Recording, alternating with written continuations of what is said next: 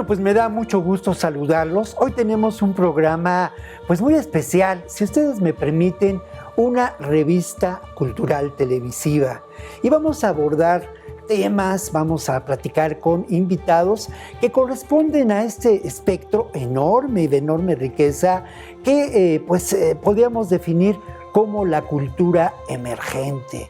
Cultura emergente en este país, pues bueno, es una cultura de enormes significados y, si me lo permiten, con un enorme arraigo por décadas. En otro momento podríamos hablar de cultura alternativa. A mí me gusta más el término de cultura emergente y, como suele ocurrir, esa cultura emergente aflora y se da en el momento menos pensado. Y resulta que andábamos por la Cineteca y nos encontramos a Alain Derbez, que pues una hora después de la entrevista que realizamos iba a tocar con uno de los muchos grupos con los que toca Alain Derbez, que es Popol Blues. Alain Derbez pues es músico, es escritor, es historiador y esa tarde tocaría Aria Blues, pero aprovechamos ese encuentro para hablar de un libro que es muy importante, un libro que documenta la historia del jazz en México. De hecho, este libro es la segunda edición de un libro publicado por Alain Derbez hace años en el Fondo de Cultura Económica. El libro se llama, y tiene un nombre muy sugerente, se llama ni más ni menos El Jazz en México. Tengo otros datos. Vamos a la entrevista. Bueno, pues la verdad es que es muy grato estar en este espacio que es la Cineteca Nacional. De alguna manera, pues eso yo le decía a mi amigo Alain Derbez, pues el foro, un foro entrañable, un foro querido del que nos hemos apropiado y en el que hay una gran alianza para la promoción cultural con la Cineteca Nacional. Y yo, Alain, de verdad estoy muy contento de entrevistarte porque tú sabes que te tengo mucho cariño, que te admiro mucho también y que además pues es parte de la relación, pues hay una amistad y una identidad política, cultural, que de verdad pertenece también a una generación, ¿no?, que corresponde. Entonces, Alain, bienvenido a este espacio y además yo lo quiero decir públicamente, bueno, Alain, y es un poquito algo así medio lugar común, pero es un hombre del Renacimiento, músico, promotor cultural, escritor y además animador. Esa es la palabra, animador de programas de radio, de programas de televisión, y yo me atrevo a decir uno de los personajes pues enormemente singular de la verdadera escena de la cultura en México, Alain, y de esa cultura que verdaderamente importa, que no es la cultura broncínea, sino es la cultura del corazón, Alain. Exacto, yo creo que sí. Bueno, no, agradezco todas estas palabras. Así, por supuesto, subrayo lo que has dicho. No. Creo que es eso, la cultura del día a día, del aquí y el ahora. Y Más allá del encorbatamiento, ¿no? Y de todos los asuntos y los actos oficiales que no son los que trascienden. Finalmente esos no funcionan, se olvidan con mucha facilidad. es cierto. Y bueno, Alain, el motivo de la entrevista que realizamos, está por tocar en un rato, ¿no? Eso, y además va a tocar con un grupo que es Popol Blues, ¿no? Popol El Blues, Popol Blues. grupo de blues y jazz. Y jazz. Y bueno, pero el motivo de la entrevista es la aparición del Jazz en México, libro que tiene un subtítulo genial. Yo tengo otros datos. Alain, y tienes otros datos, porque esta es una segunda edición ampliada, corregida, o una tercera edición de un libro que aparece ya hace algunos años. El libro original, y por eso le puse lo de Yo tengo otros datos, se llamaba Datos para una historia aún no escrita, el jazz en México. Luego, la primera edición en el Fondo de Cultura se llamó El Jazz en México, Datos para una historia. La siguiente edición, el subtítulo fue Datos para esta historia, y ahora es Yo tengo otros datos, que es una relectura después de los años, que es una reescritura. Entonces, todos los libros siempre han ido adelgazando y engordando según la investigación que sigo haciendo, porque ya es una investigación que data de los años 80. Pero Yo tengo otros datos, además creo que importa porque en el primer capítulo hago un recuento. Cuando mi libro salió originalmente, no había, si hubiéramos querido poner una biblioteca con un estante dedicado a libros de jazz, ni siquiera de jazz en México, de jazz, hubieran sido realmente muy poquitos. Pero de libros de jazz en México no había un libro sobre la historia del jazz en México. Había un libro como antecedente que algo mencionaba sobre el quehacer jazzístico, con la idea un poco de Octavio Paz, ¿no? De Samuel Ramos, de buscarle la identidad al mexicano, y el autor, que era un periodista, Jaime Pericas, hablaba de nuestro jazz, de cómo somos, cuál es la personalidad del ser mexicano. Pero nada más, mencionaba 3 o 4 nombres. Pero a la hora que sale mi libro, digamos que es el único que ocupa un estante, que ahora está muy, si no repleto, pues muy bien ocupado por un montón de libros que fueron catalizados un poco por la aparición de este libro de El Jazz en México. Entonces, por eso es, digamos, uno de los el primer capítulo que hago este recuento de todo lo que hay. Hay una actitud, por ejemplo, de la academia que no tuvieron conmigo. Cuando yo estudié historia, mi intención era hacer un libro de una tesis quizás sobre la historia del jazz en México, y la actitud fue por parte de algunos un poco burlona, decir, pues es más interesante un libro sobre el polo ecuestre en los Altos de Jalisco. ¿Qué es eso del jazz en México? Claro, no había quien dirigiera una tesis así, no había documentos, no había todo lo que se requiere para hacer esto. Ahora, en el libro consigno eso. Hay tesis de licenciatura en la UNAM, tesis de maestría en la Universidad de Guanajuato sobre el free jazz, por ejemplo, o otro tipo de trabajos ya desde la academia. Pero al mismo tiempo, en esta contradicción, la academia se encuentra con que, o las universidades se encuentran con un papel esquizofrénico, porque tendrían que tener en la difusión cultural mucho más presencia el jazz en nuestro país, que ya tiene una larga historia de más de 100 años, pero al mismo tiempo no le hacen demasiado caso en actividades escénicas, ni en la UNAM, ni en Bellas Artes, ni en otras partes. Siempre es como un aprovechamiento de coyunturas, pero no hay una cotidiana presencia, un apoyo constante que podría tenerlo. Claro. Porque ya culturas populares, por ejemplo, ya acepta que el jazz, que eso que se ha llamado jazz durante 100 años en este país, forma parte de nuestra cultura popular.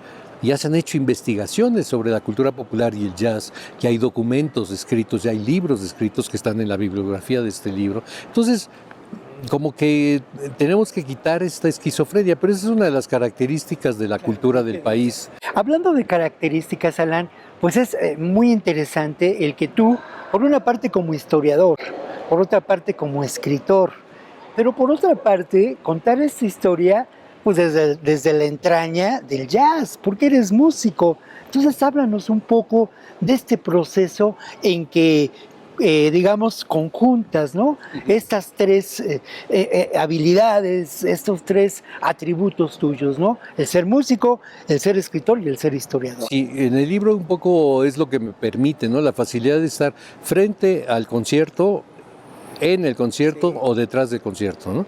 Ser parte de los que están haciendo cosas, ser parte de los que están criticando, observando o difundiendo lo que está sucediendo, y poder entrar detrás del escenario y encontrarte un poco más con la intimidad de todo lo que está sucediendo. El jazz, la identidad o la personalidad, por ejemplo, que definiría, es una cultura de la resistencia.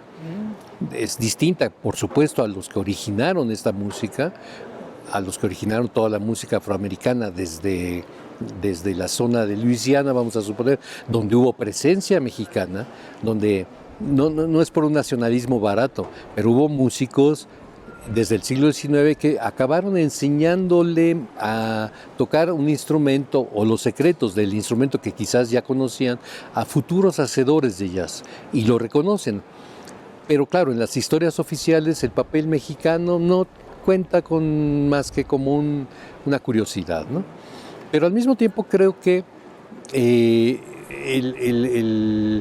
esa cultura de la resistencia que nosotros tenemos ha sido porque ha habido una historia, ha habido una historia larga ya de 100 años, donde siempre hay un estar subterráneos y sacar, asomar la cabecita y volver porque te patean la cabecita durante mucho tiempo, porque finalmente cuando el jazz entra al país con cierta presencia, eso que se llamaba jazz, pues estábamos al mismo tiempo en una reivindicación que ya era decimonónica, no era una preocupación del siglo XX, de la nacionalidad, del nacionalismo mexicano.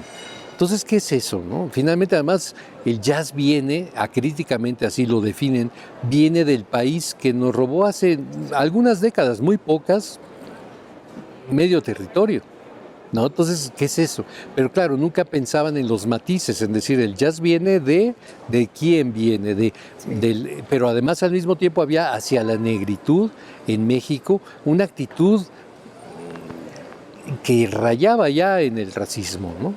Y permaneció. No pasaron sino muchas décadas después, cuando ya se reivindicó, al menos en el documento, nuestra tercera raíz, ¿no? O sea, cuando Aguirre Beltrán de pronto llamó a hacer entender a los vasconcelistas que había otra opción, que siempre en la primaria nos enseñaban el negro yanga, ¿no? Así, y luego los cimarrones, pero no había realmente un entendimiento qué pasaba en Guerrero, en Oaxaca, o todos los afroamericanos que entraron a nuestro país desde Estados Unidos, o que fueron traídos los africanos y llegaron a Sinaloa, y en fin. Había todo ese movimiento. Y bueno, también yo quisiera preguntarte, Alan, yo sé que es una pregunta quizá un poco de estas preguntas de cartabón, pero es interesante hacerla porque al final de cuentas tú los conoces, tú convives con ellos, tú eres uno más de la banda, literalmente. Esas posibles características que tienen los jazzistas mexicanos, ¿cuáles serían? Mira, ahora yo podría decirte que ya hay una actitud de mucho mayor interés por la información. Había una actitud antes de total desinformación. O sea, se tocaba con muchísima calidad, con propuestas técnicas incuestionables que llevaban a la gente hacia otras partes a ser reconocidos. Ahora, ¿en qué consiste el asunto? Quizás un poco en que ya empieza a haber gente, músicos mexicanos, que cuestionan cuál es su papel como ser social. O sea, ¿qué hago aquí y lo que hago para qué funciona? Ya es parte de la información o de las preocupaciones. Es un poco decir, bueno, ¿qué caso tiene? No nada más voy a tocar porque se me antoja tocar y porque lo sé hacer, sino ¿qué importa? ¿Para qué? ¿A quién le llega? ¿A quién le importa? Un poco esta preocupación de quién soy, ontoy y para qué, ¿no? A diferencia, hay, por ejemplo, también una actitud de, quizás por las redes sociales, por el mayor acceso a la información, distinta a la que había antes, porque finalmente lo que sí es cierto es que no hay muchas chambas. Entonces, antes había esta actitud de no compartir tus conocimientos fácilmente con otros, un poco solidaria. Ahora hay una actitud mucho más solidaria, mucho más de decir, bueno, pues esto se hace así, este truco se puede hacer así, esta manera de acceder al instrumento es...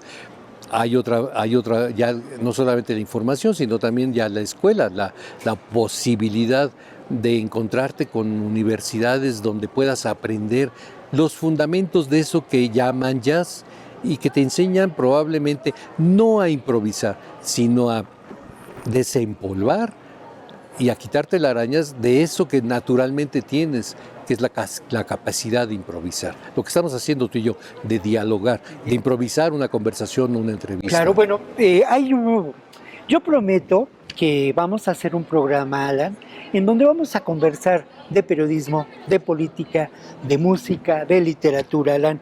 Quedamos emplazados, pero por lo pronto, pues yo quiero recomendar la lectura de El Jazz en México. Yo tengo otros datos, publicado por el Fondo de Cultura Económica, y también quiero recomendar con mucho cariño, pues el programa de Ya Sabías en TV UNAM, que conduce Alan Derbez, y también tu trabajo, pues importantísimo, Alan, por décadas en Radio Educación.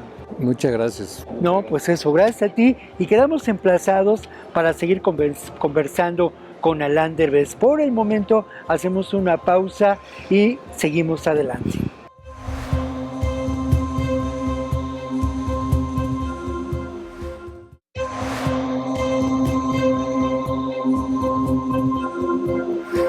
Bueno, pues continuamos con este programa y hay una parte de este programa que para nosotros es de enorme relevancia. Es esta sección de Construyendo la Paz con mi amigo Aldo Trapero. Aldo, qué gusto que estés aquí. Aldo, bueno, pues de alguna manera hemos visto un proceso muy ríspido, por decirlo menos, en términos de la aprobación de la reforma al Poder Judicial. Pero fíjate que más allá, pues eso, ¿no?, de la oposición y sus acciones, de actos de verdadera provocación que son lamentables, prevaleció la política, el hacer política en la construcción de la democracia. ¿Qué piensas, Aldo? Claro que sí, estamos viendo y estamos viviendo un proceso muy complejo con lo que es la reforma al Poder Judicial y con las otras reformas que también estamos viendo. Y aquí se está poniendo en manifiesto que la política es el arte de la negociación. ¿Y qué entendemos por eso? Comprender que hacer política es llamar a todos los actores para poder entrar en un diálogo que tiene que ser colaborativo, no en esa lógica de confrontación, de autoritarismo, sino en un diálogo de colaboración donde la diversidad se presenta, pero donde se escuchan a todos, se pueden llegar a acuerdos y esos acuerdos son para el bien común. Entonces, la lógica de esta política como el arte de negociar es lo que nos lleva a que tengamos procesos democráticos. ¿Por qué? Porque se llamó, nuevamente digo, a todos, se escuchó, se siguió un proceso que le da legitimidad, que permite que lo que se está obteniendo de resultado a través del consenso sea legítimo y a su vez con eso nos permita construir espacios de bienestar, como siempre lo hemos dicho. Claro, esos espacios de bienestar tienen que ver con dos elementos, Aldo. Por un lado, con esta paz, ¿no? Con esta paz que es un estado, ¿no? Y es una condición de vida difícil en un mundo tan convulso como el nuestro, pero por otro lado tiene que ver con algo que es fundamental en nuestro país. Es la construcción, y en muchos países, ¿no?, la construcción de la democracia. ¿Qué tan importante es lograr este espacio de práctica política en la construcción de la democracia? Y obviamente a ello me refiero mucho con los momentos tan difíciles que se tuvieron que sortear en el Senado y que desde mi punto de vista Fernández Noroña los llevó adelante de una manera sin precedente y de una manera ejemplar. Debemos de comprender que no puede existir paz sin democracia y no puede existir un entorno democrático sin un buen ejercicio político. Van concatenadas. Lo que acabamos de ver ahorita, y lo estamos viviendo desde hace unas semanas, es el conflicto respecto de si sí, si no, pasaba, si sí pasaba, y ahora que estamos con los procesos de los estados y que lo hemos vivido, pero sigue existiendo dentro de la sociedad, ya no lo diría en el Senado, sino ahora es un tema social, el que sigue habiendo ciertas inconformidades por ciertos grupos.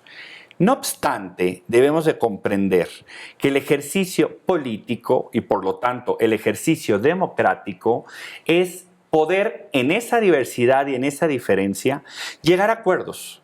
Llegar a acuerdos que nos beneficien a todos, pero también comprender que si no llegamos a ciertos acuerdos tampoco está mal. Esa lógica de todos debemos de salir en un entendimiento y todos debemos de estar de acuerdo con o llegar a un consenso pleno es una ilusión. Nos dice la Cátedra de la Paz Colombiana que la democracia también es comprender que va a haber desacuerdos, pero poder vivir con eso y poder avanzar. Y es lo que hemos visto ahorita en este proceso y es la lección que creo que nos ha brindado toda la lógica del Poder Judicial y que nos abre la puerta a las demás reformas que están caminando. Claro, y has mencionado algo que resulta muy interesante.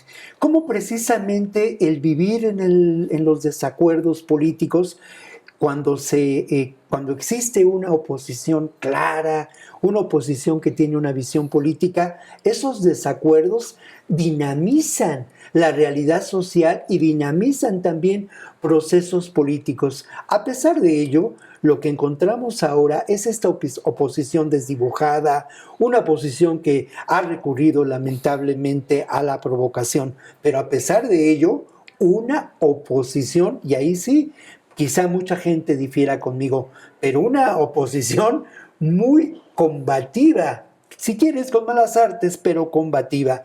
En términos de lo que podemos considerar este escenario político, ¿qué tan importante es la presencia de esta oposición que ojalá y pronto encuentren rumbo al? Todo conflicto significa que hay una contraposición en los intereses, en las posiciones.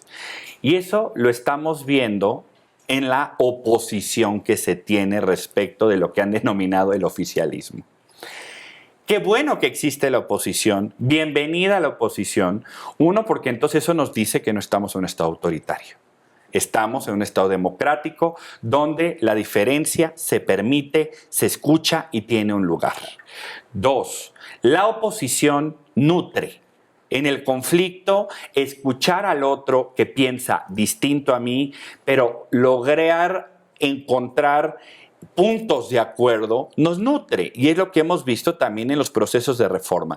No es lo mismo que se presentó el 5 de febrero a los resultados que se están teniendo gracias a todo el caminar en el tema de la reforma judicial, de los foros académicos que hubo, de la discusión que se tuvo en el Senado y también, digamos, esa discusión informal que existió en los medios, donde unas partes eran amarillistas, donde unos eran mucho más sensatos, donde se escuchó, vuelvo a decirlo, a todos, no se invisibilizó, se tomaron, se llegaron a acuerdos y vuelvo a decir, ese es el arte de la política, claro. Negociar para todos, para tener resultados para todos y para todas. Claro, y resultados que de alguna manera pues proporcionan una posibilidad de avanzar en un proceso civilizatorio y democrático. Aldo, yo te quiero agradecer mucho tus reflexiones, como siempre, y obviamente nos vamos a encontrar muy pronto a lo largo de lo que tiene que ver con esta reflexión, que fíjate qué interesante, resulta clave en este proceso de construcción de la democracia y de la construcción del segundo piso de la cuarta transformación. Y bueno, Aldo, muchas gracias por estar con nosotros. Víctor. Y vamos a continuar, y bueno, allí en la Cineteca nos encontramos también a Nicolás Gutiérrez. ¿Quién es Nicolás Gutiérrez?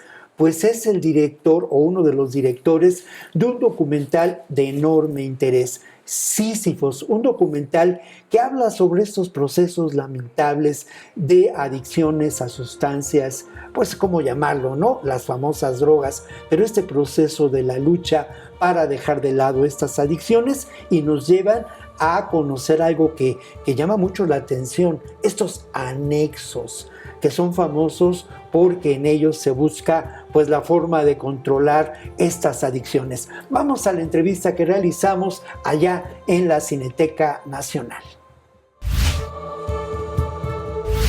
Bueno, pues de verdad que hay películas que resultan profundamente conmovedoras.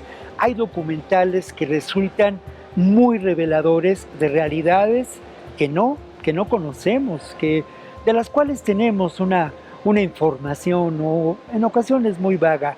Y hay también obras artísticas que resultan conmovedoras por quienes participan en ellas como hacedores, como protagonistas. En conjunto, digamos, que son obras que a quien resulta el espectador de ellas, de una u de otra manera, terminan por cambiarlo por dentro. Y eso es Sísifos, un trabajo documental de enorme valor. Yo quiero agradecer mucho el trabajo realizado por ustedes, cinematográfico, el haber calado tan hondo en la condición humana. Agradecerte a ti, Nicolás Gutiérrez, Uomar Wenhammer. Wenhammer. Y agradecer que no está con nosotros. El otro director es Santiago Muar Volkov. Y bueno, agradecerles a ustedes esto que es verdaderamente conmovedor. Y el tener la calidad humana para acercarse, y aquí viene lo fuerte de esta entrevista, acercarse a la realidad de los anexos. Sí, esos lugares de rehabilitación para personas que lamentablemente se ven envueltas en hechos que resultan trágicos por el consumo, la mayoría de las veces abusivo, de sustancias y también de alcohol, sustancias no drogas o tan drogas como el alcohol. Yo quisiera preguntarte sobre ese carácter del cineasta que es capaz de enfrentarse a esta realidad, del cineasta que es capaz de documentar este trabajo. ¿Cómo llegaste a ello y cómo fue que se fue realizando la película? Bueno, primero que nada, también gracias por recibirme en tu espacio. Sísifos nace, yo creo que como luego suele pasar en las historias, en las películas, por otro proyecto. Digamos que Santiago y yo llevábamos trabajando varios años ya en un proyecto llamado Deriva.mx, que era un proyecto pues también de cine documental, en donde abarcamos muchos temas. Era un proyecto que nos llevó por casi todo el país. Y sí, definitivamente, pues el cine documental, yo creo que el cine en general o cualquier arte te enfrenta constantemente con la otredad, ¿no? Estás haciendo el retrato, mientras incluya a otro ser humano, ¿no? Porque pues podrías tal vez en la poesía pensar, bueno, estás escribiendo, pero ¿acerca de quién? Supongo que también hay un grado de otredad ahí. En ese proyecto Deriva conocimos muchos espacios. Era un proyecto acerca de violencia estructural, buscando un poco encontrar cuáles eran las causas de la violencia más espectacular que se mostraba en México desde hace ya 11 años, 12 años con la guerra contra el narcotráfico, ¿no?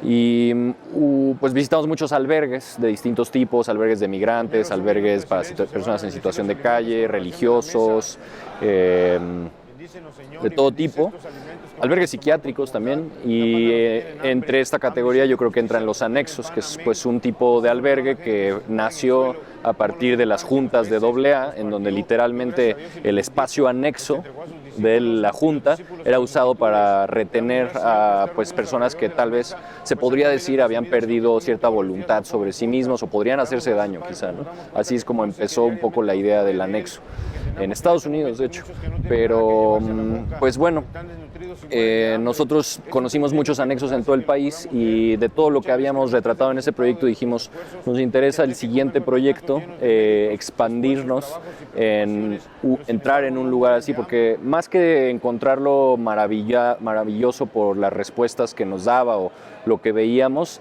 era por las preguntas que teníamos, ¿no? Porque yo creo que el anexo, particularmente el ser un albergue de adicciones, de adictos, pues se relaciona mucho con otras cuestiones de la condición humana, ¿no? Con la lucha diaria de levantarse, ¿no? Uno de los lemas de un anexo pues, es esta idea de solo por hoy, ¿no? O 24 horas. Y entonces ese solo por hoy, ese 24 horas, pues es creo que algo que a nivel empático cualquier ser humano puede relacionarse, porque todos vivimos en el presente. Entonces ahí encontramos pues un catalizador que creo que pues, en cualquier historia, en cualquier narración, puede ayudar a que alguien que lo vea pueda encontrar una relación, ¿no? ¿Se graba en un solo albergue, en un solo anexo? ¿En dónde está este anexo? Teníamos pensado originalmente filmarlo en muchos y luego unirlo a través de la edición, pero al final nos decantamos por filmar en uno que se llama Una luz en la oscuridad, que está en, como le dicen, Coita, en Ocosocuautla, Chiapas. Sí, es muy interesante lo que ocurre. Las historias que escuchamos nos remiten de manera frontal a la condición humana. Es muy fuerte el documental, pero obviamente tiene este carácter, yo me atrevo a decirlo así, que al final de cuentas convoca a la luz. Pero esa es la interpretación de un espectador más. Yo quisiera que nos hablaras, para ti como director, en este trabajo realizado por un grupo de personas, el sentido que tiene este documental. Casi te preguntaría, ¿por qué hacerlo?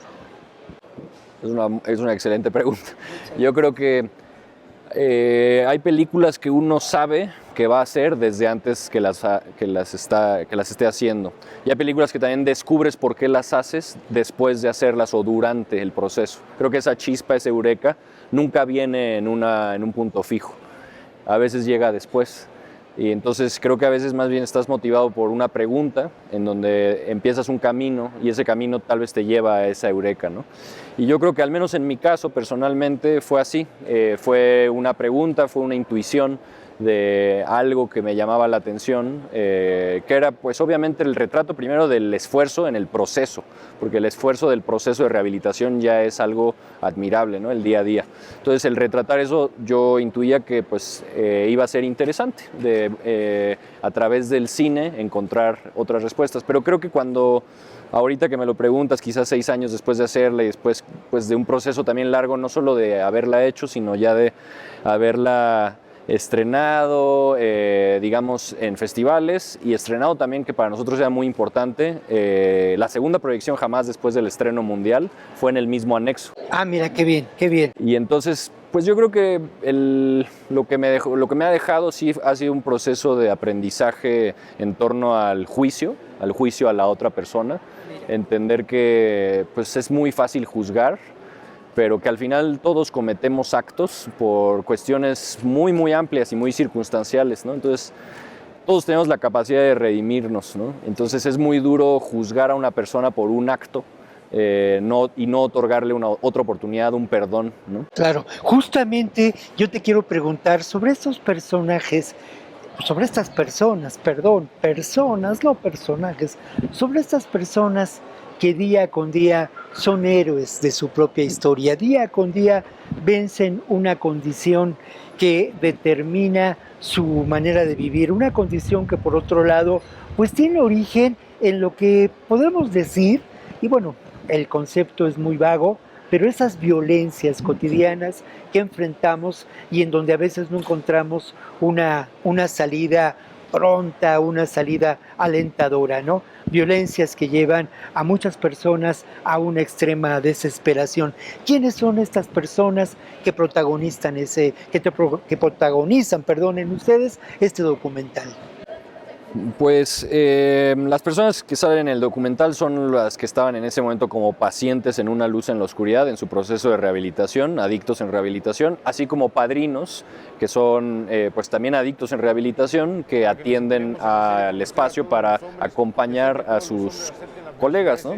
Porque al final los anexos y gran parte del sistema de rehabilitación en México, si eso se puede decir como un sistema, o de las iniciativas de rehabilitación ya sean comunitarias, familiares, pues son respuestas muchas veces de los mismos adictos para ayudar a otros como ellos, ¿no? No viene de una solución, por ejemplo, estatal, de una infraestructura de salud pública, en donde la sociedad se organiza para ayudarlos, sino viene de la idea de que yo lo pude hacer, yo voy a hacer una iniciativa para que otros lo puedan hacer, ¿no? Entonces, en ese sentido, pues el adicto, yo creo que ya sea en México o en otros sitios, pues sí tiene una cuestión en donde las redes de apoyo se le han ido cerrando al punto en el que pues son ellos mismos los que se tienen que ayudar, ¿no? Y yo creo que eso, yendo a la primera parte de tu entrevista, tiene mucho que ver con que a pesar de que sí los anexos se podría decir que son un tema quizá no tan cubierto en la prensa o en el cine o tal, en la cotidianidad o sea, ¿quién no conoce un grupo, ¿no? En cualquier cuadra del país hay un grupo AA, hay un cuarto, quinto paso, hay un anexo. Entonces es una realidad muy conocida, sin embargo, pues sí es un poco tabú, ¿no? O sea, se pone abajo de la alfombra. Y yo creo que eso también se debe a que se señala al adicto como culpable de sí mismo y no tanto como una víctima de muchas circunstancias, ¿no? Claro, hay una pregunta que es determinante y yo te decía antes de que empezáramos a grabar y también traté de decirlo al inicio de esta entrevista, es un documental que pues cambia en muchos sentidos la vida de quien resulta espectador de ello, ¿no? Porque pues nos confronta con la condición humana, pero pues esa transformación que se da en el espectador también se vive en quien participa en la realización de estas obras artísticas, ya sean literarias, ya sean películas, ya sean incluso piezas musicales. Háblanos de qué te cambió y cómo te cambió la realización de este documental que yo me atrevo a decir de alto riesgo. Pues es difícil responder la pregunta, pero quizá haciendo una reflexión introspectiva, pues Sísifo es un proceso de escuchar muchas historias, que tiene que ver también con el mismo proceso de la metodología de la rehabilitación, ¿no? De su mismo programa, que consiste en escuchar las historias de otras personas. Están contando sus historias todo el tiempo, es parte de la terapia. Entonces yo creo que, por un lado, me hizo reflexionar mucho en torno a la narrativa cotidiana y cómo las historias, ya sea en todos los medios que tú dijiste, en el arte o en la vida diaria, nos moldean, y cómo nuestras propias historias nos están moldeando la psique todo el tiempo. Y por otro lado, pues también lo que te decía hace rato, ¿no? La idea de escuchar las historias de otras personas y cómo relacionarte con ellas, ¿no? Cómo respetarlas, cómo entenderlas y cómo circunstancialmente saber que pues todos podemos ser culpables, ¿no? Y pues no sé, es complicado decir yo estoy libre de pecado, ¿no? Es cierto, Nicolás, pues agradecerte mucho esta película, este documental que es de un enorme valor y confirma cómo el género del documental, pues en estos momentos cuenta historias que tenemos que escuchar, y cómo el documental mexicano pues es de una enorme calidad, porque precisamente relata estos espacios en ocasiones del oscuro de la realidad nacional, pero esa oscuridad la lleva a la luz. Hay resplandor, hay esperanza en esta película de Sísifos. Nicolás, muchas gracias. No, muchas gracias. Gracias. Y bueno, pues ahora continuamos, y no solo yo les quiero recordar que Sísifos se está presentando en funciones a nivel nacional y que se puede ver ni más ni menos que en la Cineteca de las Artes. La Cineteca de las Artes que pues se encuentra en Churubusco, y aquí pues nos encontramos en la Cineteca México, pues solamente por mera coincidencia para realizar esta entrevista, pero vayan a la Cineteca de las Artes, donde pues uno de los valores de esta cineteca es que precisamente presenta cine mexicano y cine documental mexicano. Continuamos.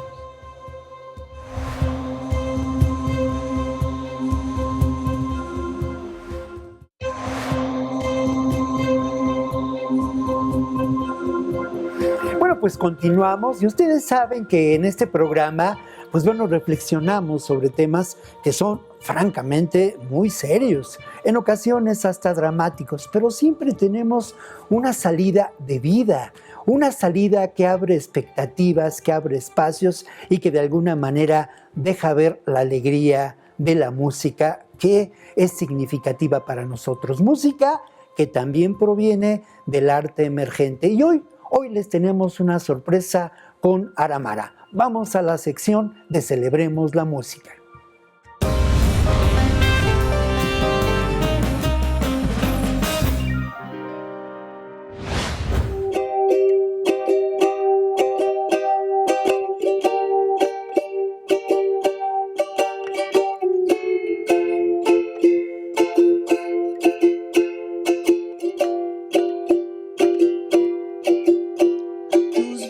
Se me impregnaron, también tu fotografía. Me dejaste a la deriva, con tu sombra junto al mar. Un día nos cruzó la vida, nos cantamos con sentimiento, los testigos de nuestra huida.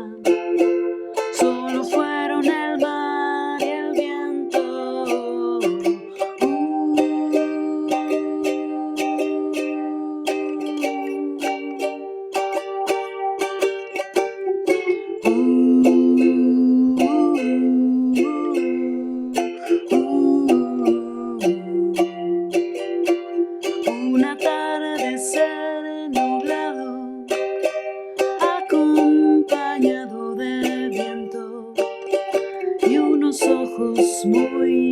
sinceros que me miraron primero.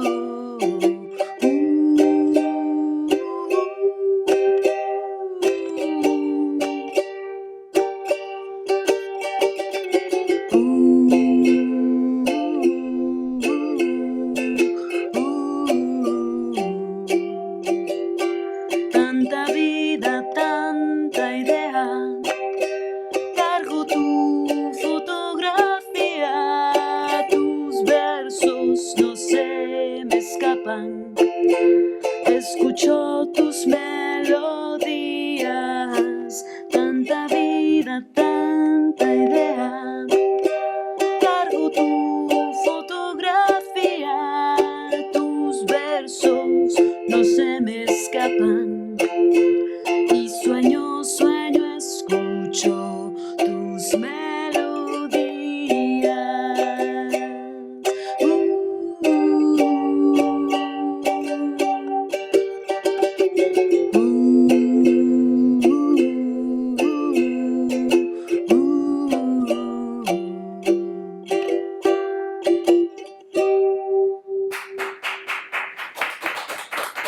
Les doy la bienvenida hoy de una manera muy diferente a la sección de Celebremos la Música. Hoy quiero celebrar esta canción con ustedes, que es una canción que está muy lejos de mi zona de confort. Yo hago rap, esto para mí es muy distinto, estar tocando un instrumento, estar cantando. Pero precisamente parte de la sorpresa es este atrevimiento. Quiero invitarte, a ti que estás del otro lado de la pantalla, a que también nos vengas a compartir tu talento a un micrófono abierto que va a ser el 25 de septiembre en el foro de El Vicio, que está ubicado en el Teatro La Capilla en Coyoacán. Yo sé que ustedes ya conocen este foro porque es un lugar icónico en donde las Reinas Chulas y muchos otros intérpretes han expuesto su talento. Entonces yo vengo hoy aquí a atreverme a cantar una canción con la jarana para que ustedes también se animen ese día y nos compartan su arte. Una de las sorpresas que tenemos el día de hoy es una marca de moda maravillosa, que es quien hizo esta bellísima playera que ahorita les voy a modelar. Quiero contarles que la marca Reina Rata, que hizo una diseñadora mexicana que se llama Soleil Espinosa, que es una marca maravillosa, está aquí el día de hoy. Y pues bueno, Soleil, bienvenida, qué gusto tenerte aquí en foro. Pásale, por favor, qué gusto. Hola. Qué gusto que estás Muchas aquí, gracias. Soleil. Mujer maravillosa, tremenda, chingona. Una de las sorpresas que tenemos para este micrófono abierto es que va a haber una pasarela de moda.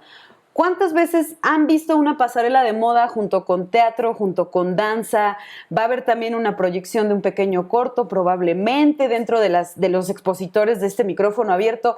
Usted inscríbase y lleve su proyecto. Soleil, qué gusto tenerte por acá. Gracias por invitarme.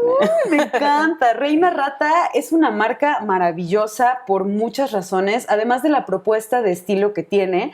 Es una marca que busca un camino dentro de lo sostenible y dentro de lo sustentable. No sé si lo estoy diciendo bien, pero se trata también de utilizar ropa y darle otra vida. Cuéntanos un poquito más sobre eso, Soleil. ¿De dónde surge y por qué esta cuestión?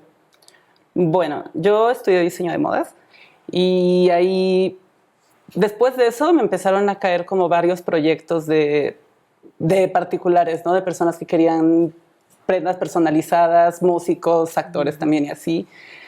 Y algo que me empezó a gustar mucho fue tomar prendas que ya estaban hechas y recuperarlas como porque, ¿sabes? Dentro de los que se llaman desperdicios, mal llamados desperdicios, hay muchas texturas, hay muchos estampados, hay muchas cosas que son pues ya irrepetibles, ¿no? Como que ya pasaron de moda, los tiras y no vas a volverte a encontrar un print así, no vas a volverte a encontrar una textura como esa. Claro. Y para mí es como súper valioso tomarlos, rescatarlos. Número uno, evitas que terminen en un tiradero. Y número dos, pues puedes tener una prenda que es única, que es irrepetible y que pues de todos modos, o sea, te expresas mejor a través de ella, ¿no? Me encanta, y es que son temas muy importantes, desde la autenticidad hasta el tema de la contaminación y el planeta. O sea, la cuestión de la fast fashion, esta moda rápida, que de pronto hay marcas que están sacando ropa barata con una producción masiva, que además hay explotación laboral, contaminación de todo tipo, y nos tienen en un lugar a los consumidores que pues estamos alentando el capitalismo de una manera muy loca. Por eso estas propuestas son muy importantes, porque también es un arte emergente que nos invita a generar distintos tipos de economía, y pues qué mejor que tener una prenda que nadie más va a tener. Claro, y aparte, como dices, ¿no? O sea, las marcas están acostumbrándonos a cada vez sacar temporadas más rápido. Antes era, pues sí, este tema de vas a tener una prenda de invierno porque hace frío, ¿no? Vas a tener una prenda de verano porque hace calor o porque hay lluvias, y responde pues a esta necesidad. Ahorita existen las llamadas microtendencias, que es como de repente se pone de moda traer moñitos. Y en 2 semanas es ya de, ay, ¿quién trae moñitos ahorita? Lo de ahora es el Y2K, ¿no? Y en 2 semanas ya nadie trae Y2K, y ahora lo de moda es el grunge. Y las marcas están cambiando sus estantes cada 3 semanas, cada mes, ¿no? Y siempre vas atrasado y siempre tienes que consumir algo nuevo y tienes que comprar algo diferente.